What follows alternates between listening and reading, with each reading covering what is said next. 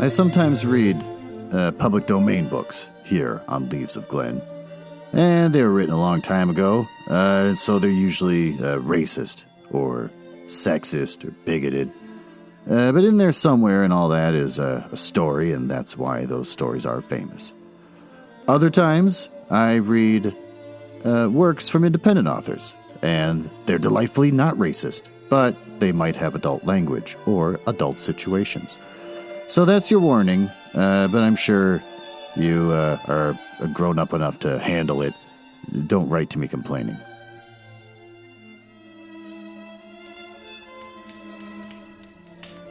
Welcome to the Leaves of Glen basement. Mansion, damn it.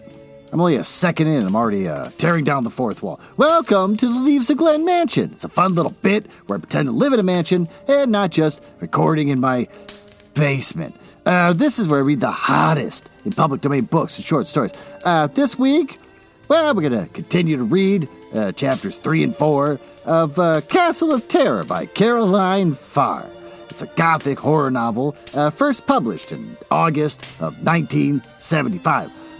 About the author, we don't know much about the author, but we do know that most of the titles from Horowitz Productions' Gothic series were written between 1966 and 1977. It's a long time, 11 years, by Caroline Farr, a pseudonym of Australian writer Richard Wilkes Hunter, though other writers were known to have used the Caroline Farr house name. I love that term, house name. I need to get a nickname, and then I can call it my house name that people just use around my house and nowhere else. Fun facts? Well, we don't know anything about this author, so there are no fun facts. I looked him up extensively. There's nothing on this guy. Probably because he's from Australia, and apparently on Wikipedia and everywhere else on the internet, no one cares about anyone from Australia. So I decided to make stuff up. So continuing with the last time I made stuff up, this time I'm going to say noted pervert Richard Dick Wilkes Hunter began his life on October 23rd, 1943, a date I totally made up, in Bottom Fancy, Australia, which is a real place. I actually looked that up. And he was raised on an elk farm by his parents, Tristan Wilkes Hunter, and his wife, noted for her beauty, Babette.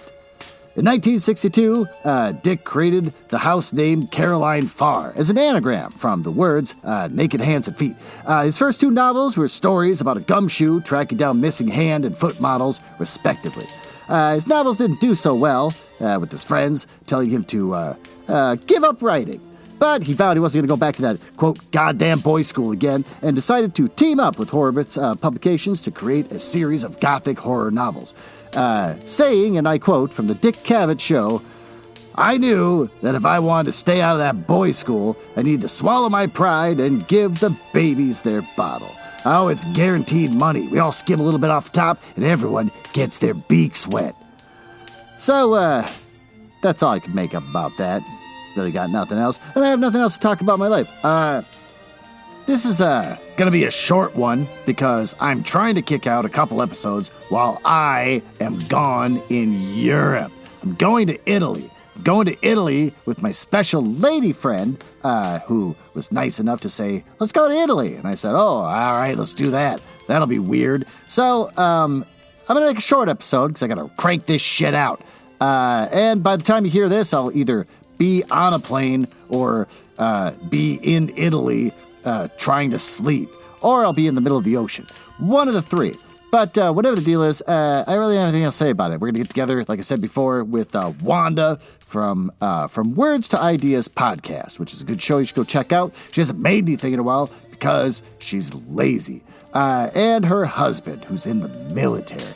And so the four of us are going to meet up in Rome, walk around places like the Colosseum, and just say dumb shit. I'll do my Midwestern accent, which people say I already do right now, which I don't, because I totally talk normal. I'm going to say stuff like, oh, look at that Colosseum. That's not very big. You can't fit many people in there, not like we do now. They're going to say shit like that. And then the girlfriend will talk in an Eastern accent, which will probably terrify everyone. And then Wanda, who's German, will just look at people disapprovingly, like some kind of crabby aunt. Somebody will bring her food at a restaurant. She'll just stare at them and stare at the food and then stare at their hands and then stare back up at them again. And then the person will look at their hands and be like, what the hell's wrong with my hands? I thought everything was fine. I gave you your food like you asked. Oh, well, thank God.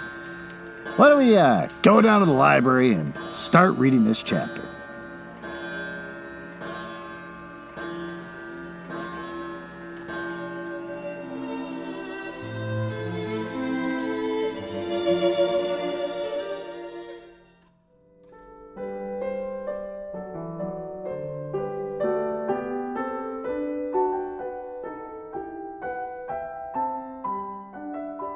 Well, there you are. Hope you're getting all settled in. You're dressed normal, which I appreciate, and your hands look clean.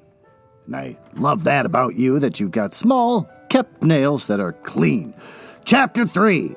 After dinner, Count Pedro Renisi and I spent several hours discussing the breeding and racing of thoroughbred horses in the United States. Oh, is Shane a bored and sometimes resentful listener? Dick Shane. Just get out of there. Just go sit up in your room, you pile of shit. Count Renisi had been showing me what a charming man he could be. Oh, and yet at the same time extracting all the useful information from me that he could get about my father's successful breeding methods. Oh, he leaned back and studied me, smiling, and near me Shane moved uneasily and glanced at his watch. You're quite a comfortable, remarkable young woman, Megan, Count Renisi said admiringly. I've learned a lot tonight. Yes. He nodded approvingly and then noticed Shane's resentful expression, smiled. I'm afraid I've become so interested in talking to you, Megan, I forgot about my duty as a host. Shane, would you like to show her the castle?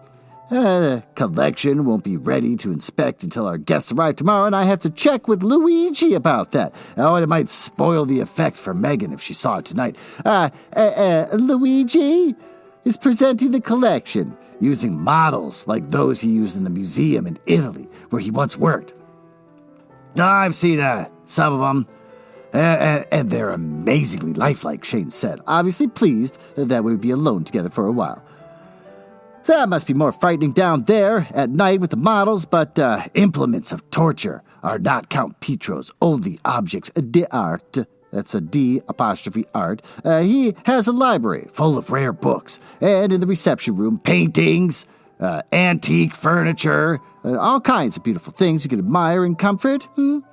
Torture chambers aren't supposed to be comfortable. I glanced at Count Renisi. Any time after dark, it'd be too late for me to view the collection. Shane was trying to scare you, Count Renisi said, with an amused glance. They're just rare prizes of a primitive machinery.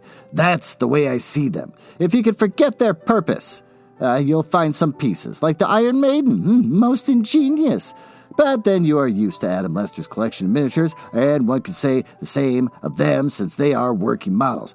Mr. Lester doesn't have lifelike models of the victims, I said doubtfully. That was what you meant? Wow, I'm really faltering already, and I've barely gotten started on page 2. Yes, it was, in honor of my guest, Adam Lester in particular. Luigi is presenting each device in the collection using the models. Luigi and his assistant, Niccolo, are working tonight to complete the project before our guests arrive in the morning. Oh, you may find some of the scenes startling, I admit, but are interesting because they demonstrate how these things were used. Now you scared me, I said. He laughed. Yeah, why not, Megan? Fear is what the collection is all about. Fear in other people can be entertaining. That's gross. What has made the spectacle of public torture and the cruel execution so attractive to the public of ancient times? Oh, when they were permitted by their feudal lords to witness it, and the attraction that drew the crowds was the fear of the unfortunate victims as, screaming and pleading, they were dragged forcibly towards the implement that would tear them apart or kill them slowly. In some other excruciating way, people found the fear that preceded torture far more entertaining than the pain inflicted upon the victims after torture began. I shuddered. That's horrible. But true, Count Renisi said dryly. He stood up.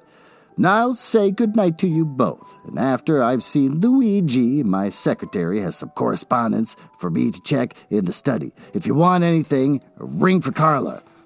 She will bring you drinks, coffee, anything you want, to the reception room, or wherever you are. I said good night, and walked out with Shane while Count Renisi went to his room for a warm coat.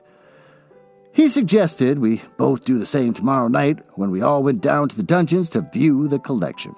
I explained sardonically that it would be cold down there, even though Luigi would have a fire burning in the hot iron brazier. I don't have a Kindle, so I can't see how to pronounce this. I'm going to say brazier, because that's hilarious. As we walked into the huge reception room near the entrance, Shane said, "Oh, I thought you'd never stop talking about horses, you two. You're as bad as Uncle Adam." "Yeah, it was interesting," I said placatingly, "and helpful to one of your uncle's clients." "Which is more interesting, you, Megan?" he asked resentfully. "The horse talk? Or the Count?" "Shane," I said, growing angry. "I'm sorry," he groaned, avoiding my angry eyes. "You don't suppose I should be jealous, do you?" "Don't be ridiculous," I said, startled. I turned my back on him and crossed the room to stare up at an oil painting, mellowed by age. A painting that I hardly saw. "Die!" jolted at me at that time, staring at the painting vacantly. I heard him cross the room to join me. Suppose he had fallen in love with me. Oh, it gave an odd sort of exhilaration. "That's a constable," he muttered. "What is?" "The gloomy landscape you're staring at so uninterestedly." "Shane, let's not quarrel," I said impulsively. "We only have a few days here, so let's make the most of it." "Okay." I had put my hand on his arm impulsively. He stilled, looking down at it.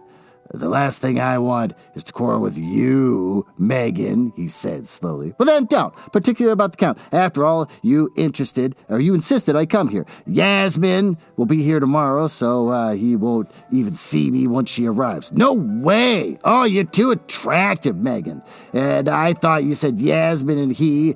That's 4 dots. I said Yasmin didn't like him," I said, lowering my voice. "But he likes Yasmin. I told you he couldn't take his eyes off her." "Nah, that's the way I feel about you," he said resentfully.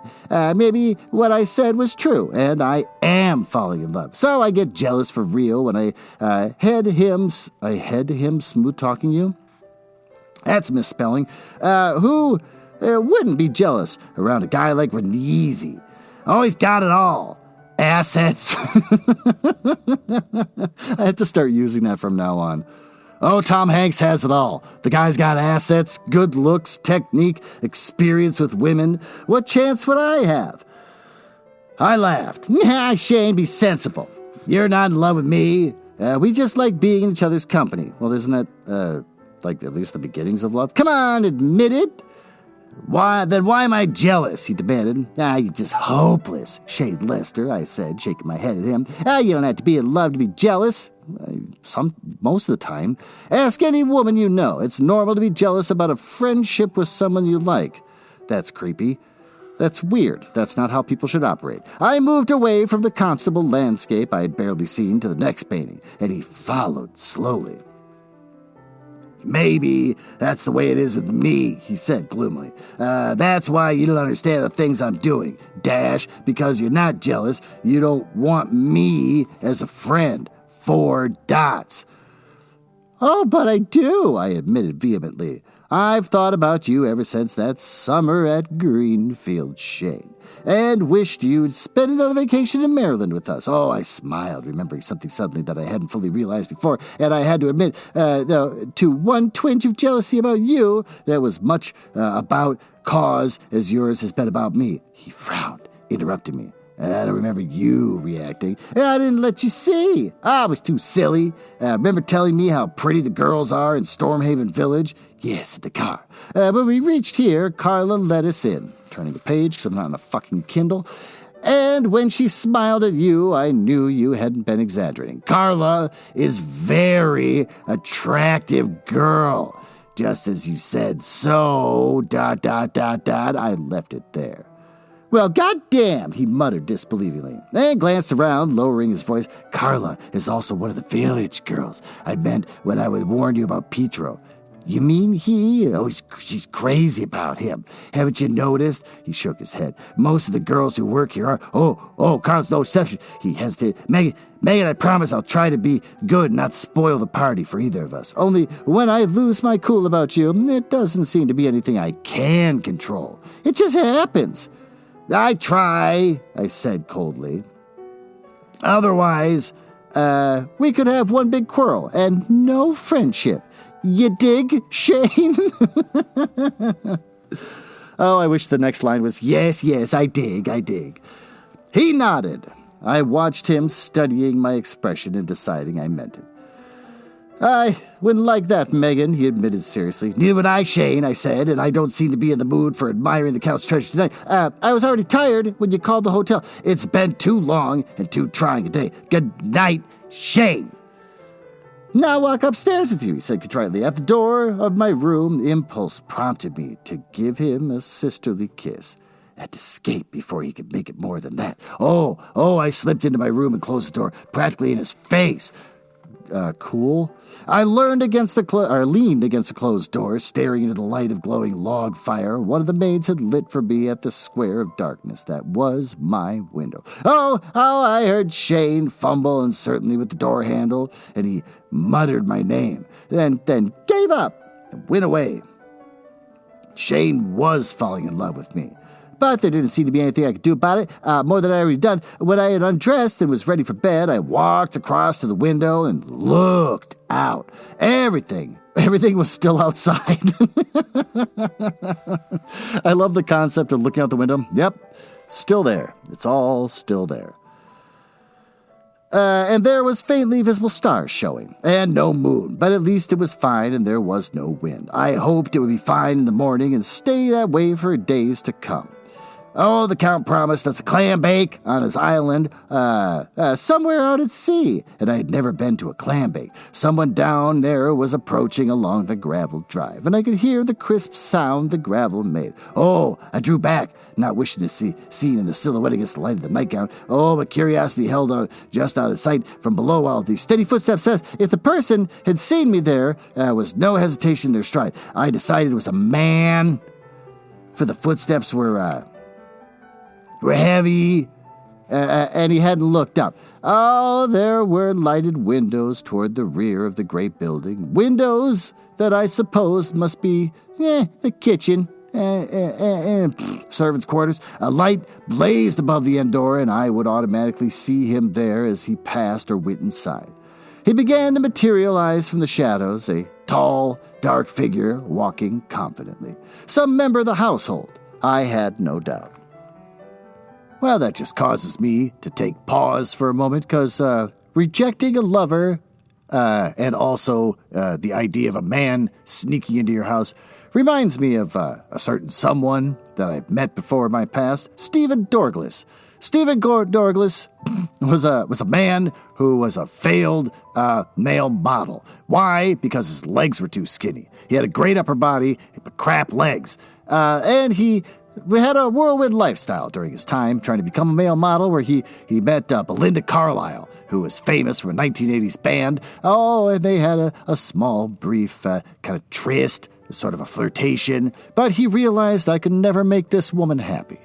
This is a woman at the peak of her success, and all I'm going to do is bring her down. I'm going to bring her down with these tiny little cigarettes I have for legs, these crap legs. So Stephen Dorglass decided to focus all of his attention on starting his own company, which is Dorglass Incorporated, which is DORGLASS.com. They're dedicated to fabricating and professionally installing the highest quality glass products from the nation's top manufacturers. Oh, their inventory, combined with their years of experience, makes them the premier source for installation and repair. They approach every project with the same goals: professionalism, integrity, and most importantly, they're discreet.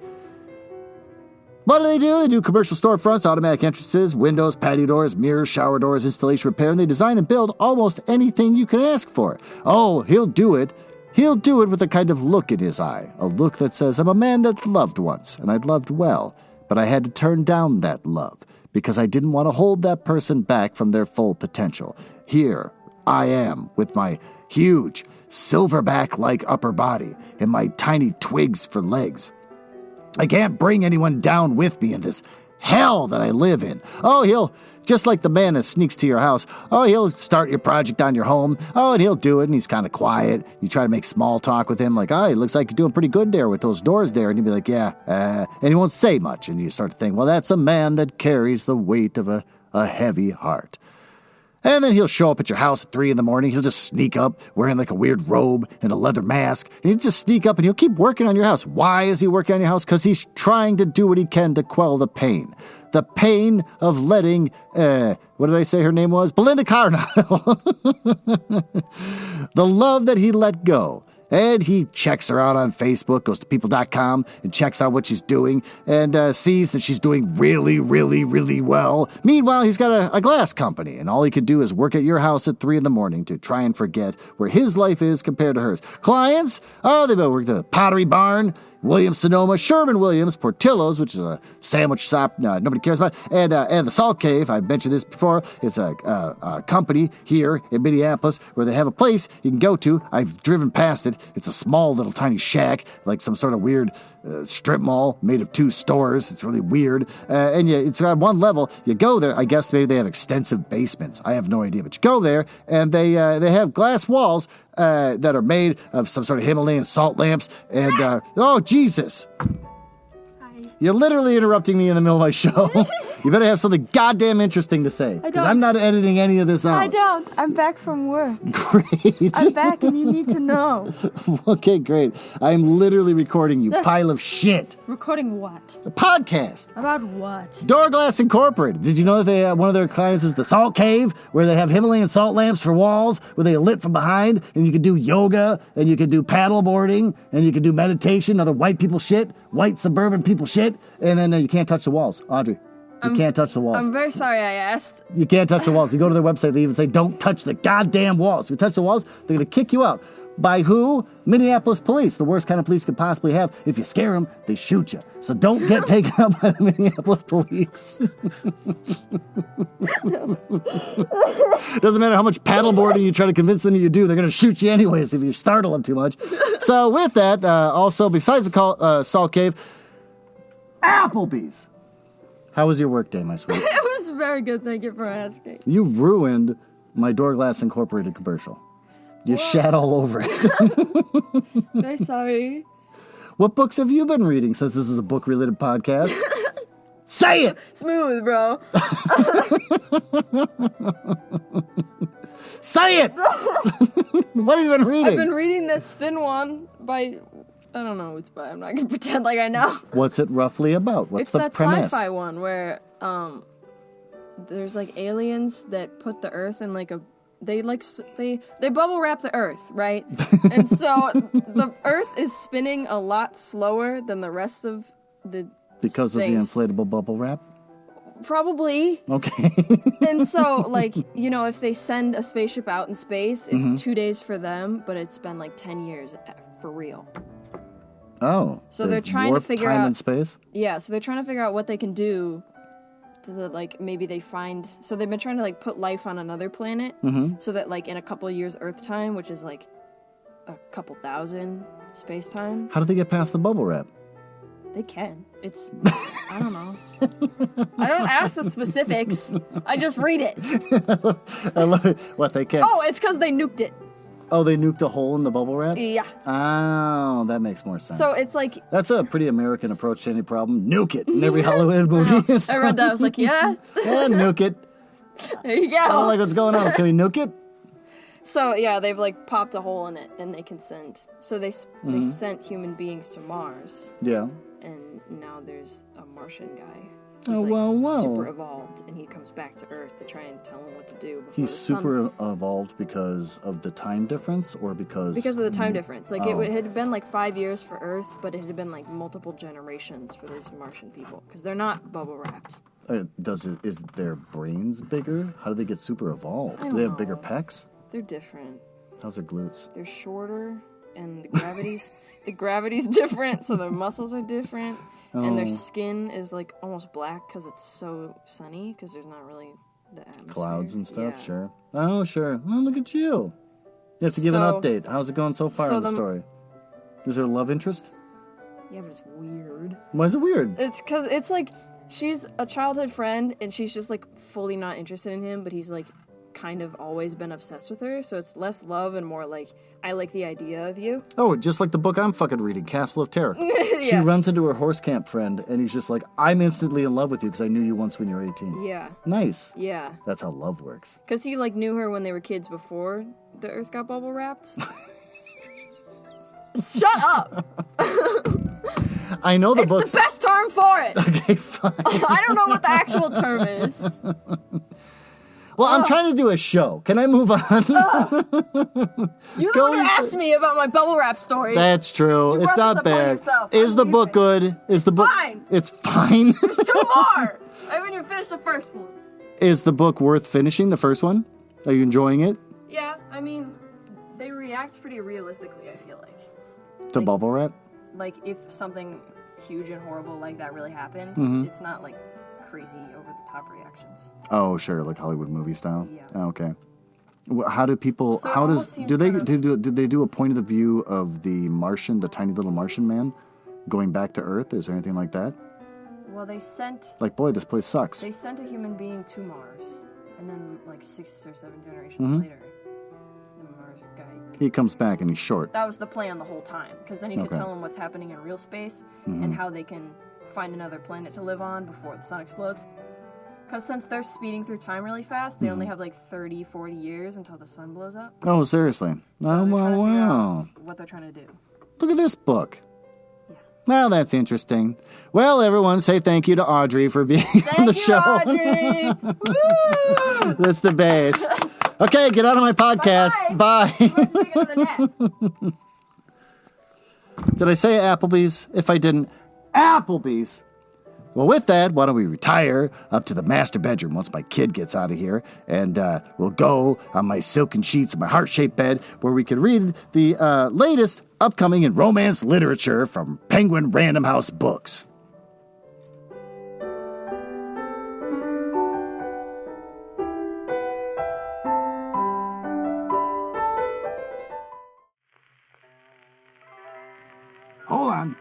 Hold on, I'm coming. I just had to make sure that my kid was out of the room so he could be alone. Oh, the hell are you wearing? You're wearing like a tight pants, like Obama pants, middle-aged person pants, and you're wearing a sweatshirt that says, "Kiss me, I'm a veterinarian." You got your name tag on a sticker on your chest, and apparently a bag full of pet store swag. Why is that? I'm sure I'm going to find out since you're gesturing towards the book on my bed. The bed we never seem to use because you're constantly putting books on it. A book called And Then Came You by Jill Shalvis. Shalvils. Can't pronounce that. Shalvls. That's it's impossible to say. It's like a Lovecraftian name. About Then Came You. Well, a woman's world is turned upside down by one night's torrid fling in this animal magnetism romance from New York Times bestselling author Jill Shalvils.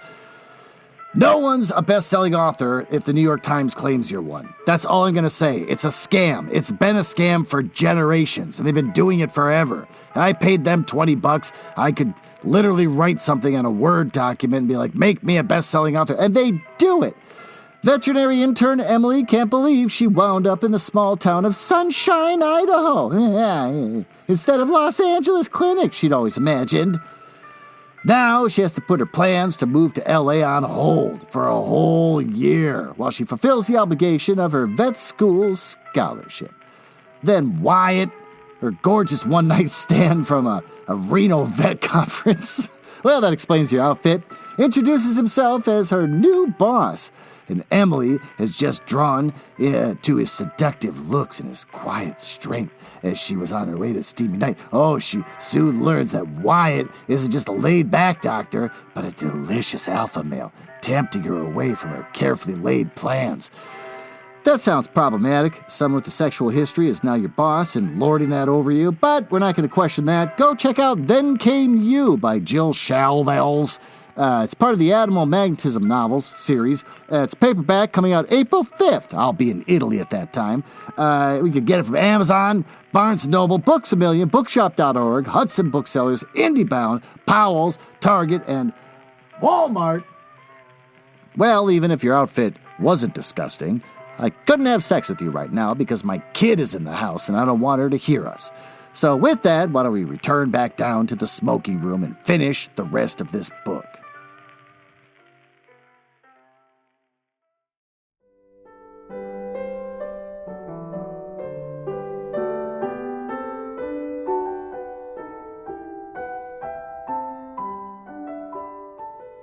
Well, there you are. You finally waddled your way down. Would you get yourself another Sprite? Wearing that sweatshirt still?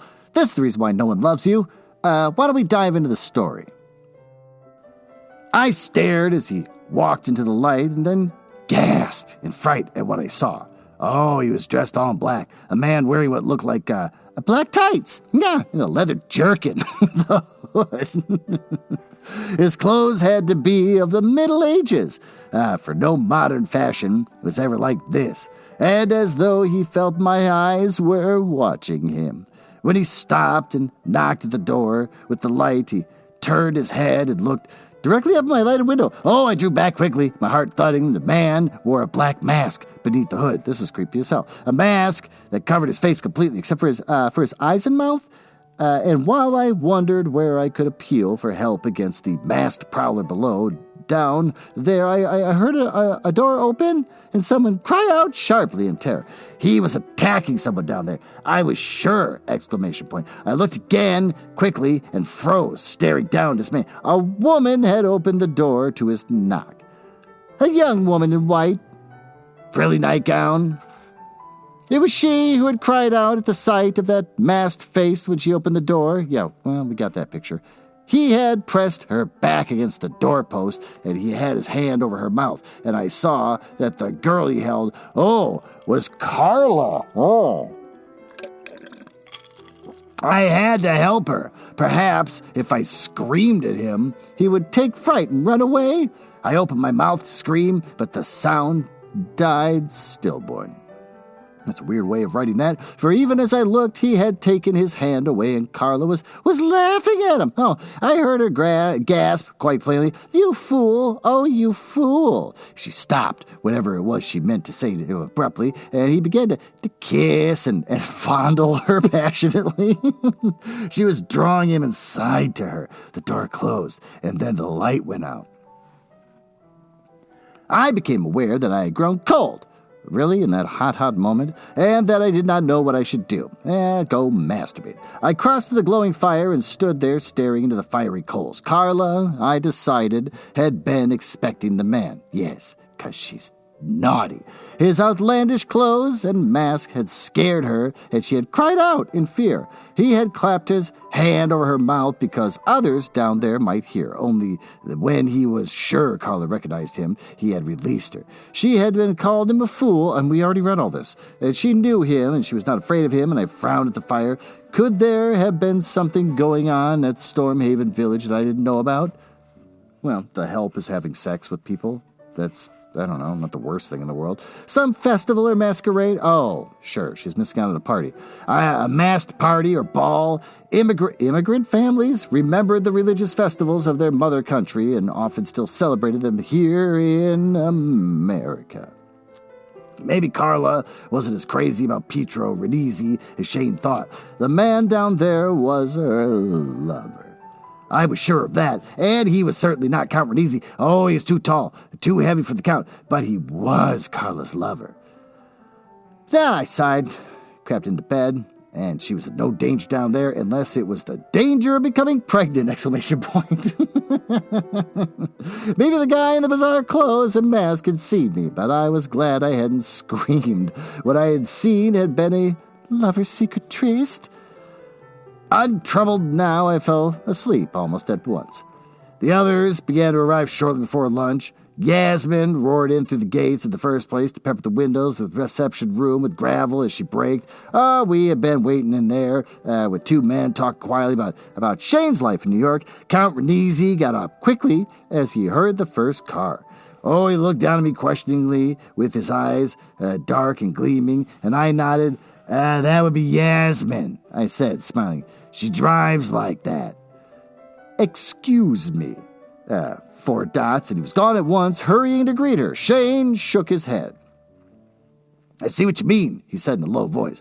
I got up with Shane, and we walked to the windows to look out. Oh, I expect to see Adam Lester. That wasn't her husband's car. It was Yasmin was driving. Oh, it was Oliver Grant's big Jaguar, with Oliver climbing out stiffly and looking as pleased to plant his feet firmly on the good earth again as I expected Adam Lester would be. Yasmin's driving affected people that way.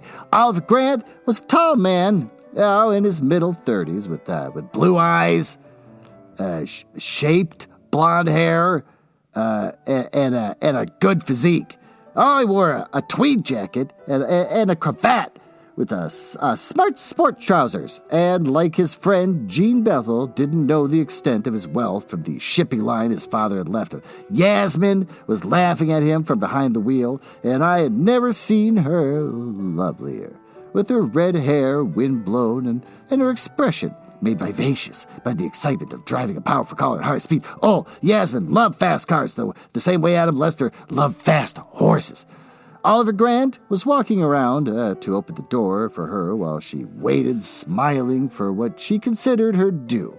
But Count Radizi, coming down the steps, beat him to it. Oh, he was helping Yasmin from the car, welcoming her, kissing her hand when she offered him greeting. Oh, he caught her in a good mood, or perhaps because he was her host for the next few days, she was politely allowing herself to respond to his charm. Oh, he knew Oliver from green fields and racetracks, both in Europe and here. Oh, they exchanged a brief handshake. What have you done with Adam? I heard Count Radizi ask Yasmin. She laughed. Oh, Adam drives as though he's on his way to a funeral, Petro, she said. Oliver offered to let me try out his new car. Oh, Adam is driving the Pantera down? All right. Well, he'll be along for lunch. Gene isn't far behind us, and I can hear him coming now. You had a fast run down here, Oliver, Count Radizi asked politely. Oh, she should be driving the European circuit, Petro. Oliver grinned ruefully. Oh, the thought occurred to me on the way down that Adam might be driving to our funeral. I could hear the other car coming. Gene Bethel, like Oliver, drove more smoothly than Yasmin.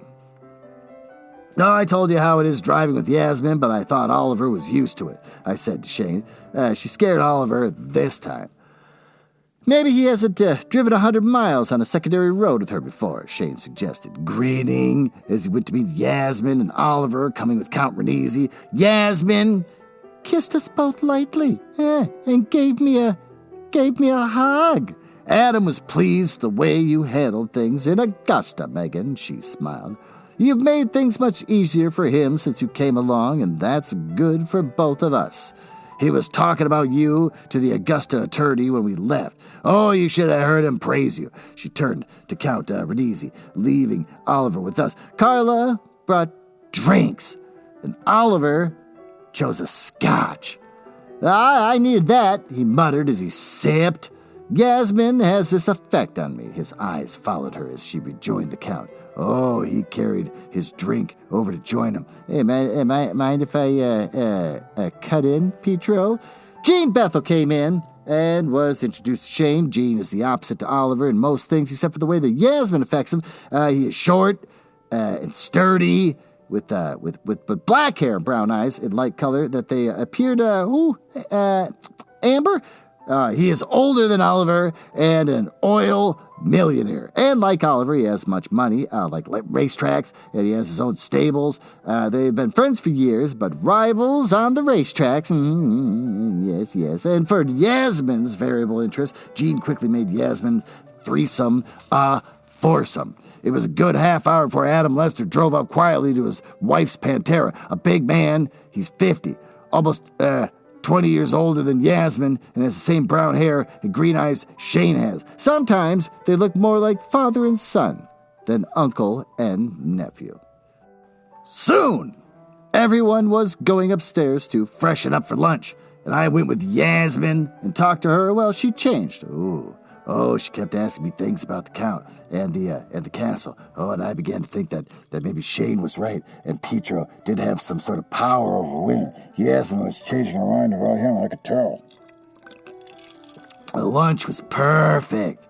And afterwards, we followed the Count on a tour of the estate and the castle, all the way up to the top of one of the square towers, which had a fantastic view over the sea and the sandy coves of Smugglers Island. There was a telescope in the tower, and we took turns staring through it at the workboat, a former fishing boat. This sounds like the most exciting thing in the world to use a telescope for. Let's just look at these boats.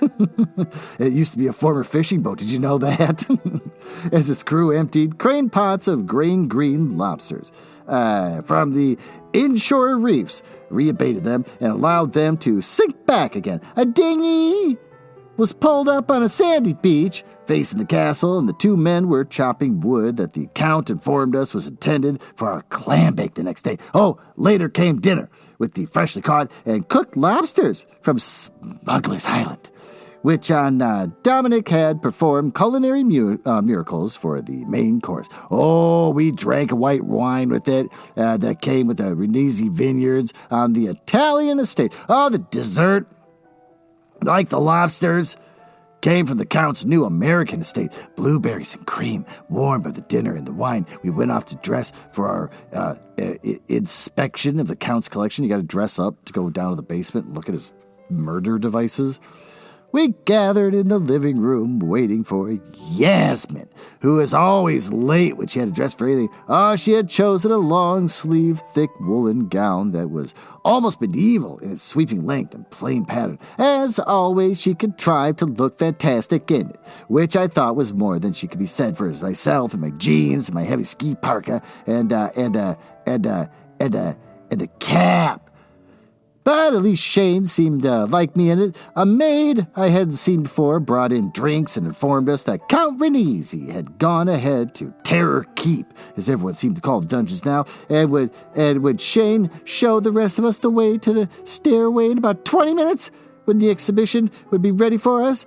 Yasmin and the men, they accepted drinks and talked about the castle. Oliver had been to the Count's castle in Sicily and began to tell us about that and things that the Renesi feudal lords had done in the medieval past that seemed unbelievable today. And it made us more serious about Count Pietro's collection of cruel exhibits. I'm turning a page, so now it's screwing everything up. I want my Kindle back, most of which Oliver said I thought for Yasmin's benefit, but had been used by the Renesi family for revenge or extortion in the not-so-distant past. 4 dots. Well, with that, why don't we retire to the smoking room, where we can review what the hell we just read.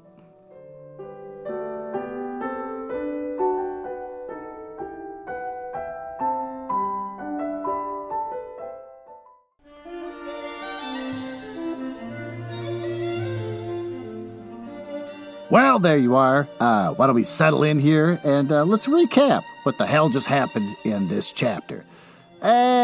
Basically, we find out that the guy still loves the girl. These birds, this is a bit I'm also doing. My girlfriend said, oh, wouldn't it be funny if you had more stuff in your mansion? You should get like a parakeet or something in your smoking room.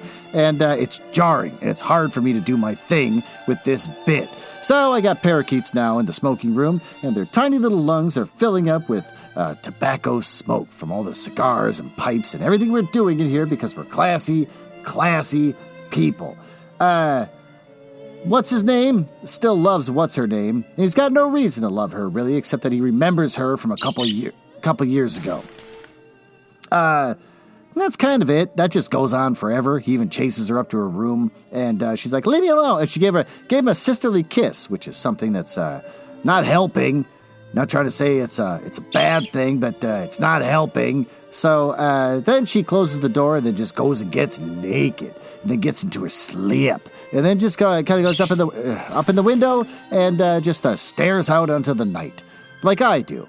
Every Friday night, I put on a silk shirt, unbutton it all the way down to my navel, and then hold a glass of scotch while I just look out my window onto the city. And so she's doing the same thing, mostly just to make sure that the world is still out there. And then she sees a man run up, wearing a weird costume, and then turns out he's just fucking one of the help. And then after that, she just kind of goes to bed, and then Yasmin shows up in her car, and the hilarious bit that they keep doing is, boy, she drives crazy, because women in the 1970s were bad drivers, apparently. That's a bit they wouldn't let go of. And she shows up with someone that's not her husband, I think, and I don't know, I don't care about that. And then they're going to go take a tour of the implements of torture in the basement. They all dress up for it and everything. Really weird. Except for our protagonist, just wearing like a ski jacket, a pair of jeans, because she's quirky. But anyways, what's good about this? I don't know, nothing's happening yet. What sucks? Nothing's happening yet. What did we learn? Well, I'm plowing through a chapter because I got to get a couple of these things out because I'm going to be in another part of the world and I'm not going to shut up about it because for the first time ever, I'm going to go over the ocean and screw all the rest of you. I might not even come back. You get another 2 more episodes out of me and then that's it. I'm done. I'm going to be Italian from now on. And do Italians have podcasts? No, because they're smoking cigarettes and riding Vespas in tight little white suits, and they're just cooler than the rest of us, and I'm going to become one of them, and I'm never coming back. Well, with that, thanks for listening, and I guess I'll see you on the next fake episode. Here comes a bird. Watch this. Yeah, love that. Seriously, why did I agree to this horse shit?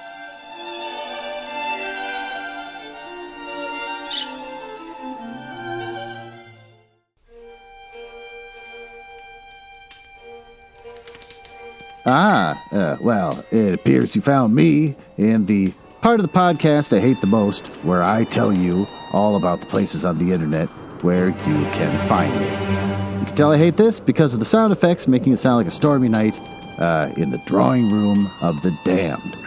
Now, there's that. Are you cool? I like cool people. It's the reason why I got involved in this business to begin with, just to meet cool people. Not losers.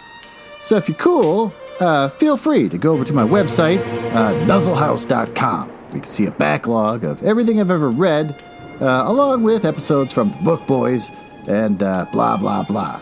You can also find me on Instagram, which is House Nuzzle. And conveniently enough, Twitter, which is also @HouseNuzzle. Annoyingly, YouTube made me pick a name instead of just a House Nuzzle, so I got Glenn Nuzzles. So I guess you search for that if you want to watch a screen that doesn't do anything and just hear my voice. And since I think you might be cool, you can always just email me directly, glenn.nuzzles@gmail.com. But don't email if you're a nerdlinger or a dork. Now, back to business. Can't believe I drank all of them already. There's gotta be one left.